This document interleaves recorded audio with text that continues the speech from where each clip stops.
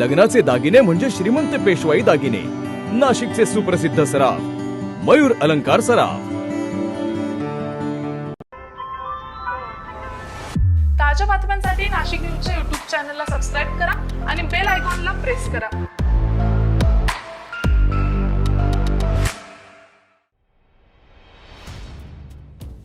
मध्ये राहणाऱ्या विधवा महिलेच्या नावे वेगवेगळ्या बँकांमधून 20 लाखांचं कर्ज काढून फरार झालेल्या प्रियकराच्या विरोधात मुंबई नाका पोलीस ठाण्यात फसवणुकीचा गुन्हा दाखल झालेला आहे.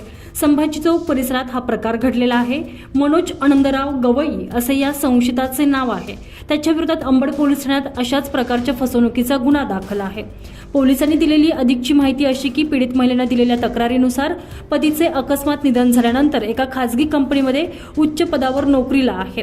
2022 पासून ओळखीचा मनोज गवाई याच्यासोबत संभाजी चौक येथे लिव्ह इन रिलेशनशिपमध्ये त्या राहत असताना संशयितानं क्रेडिट कार्ड आणि वेगवेगळ्या बँकेतून पर्सनल लोन घेतलं.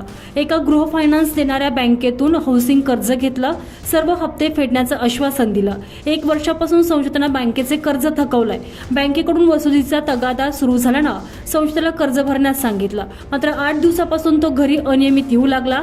संपर्क साधला असता तो उडवाउडवीची उत्तरं देत असल्यानं संशय बळावला आणि फसवणूक झाल्याचं लक्षात आल्यानंतर संबंधित महिलेनं पोलिसात आता तक्रार दाखल केलेली आहे.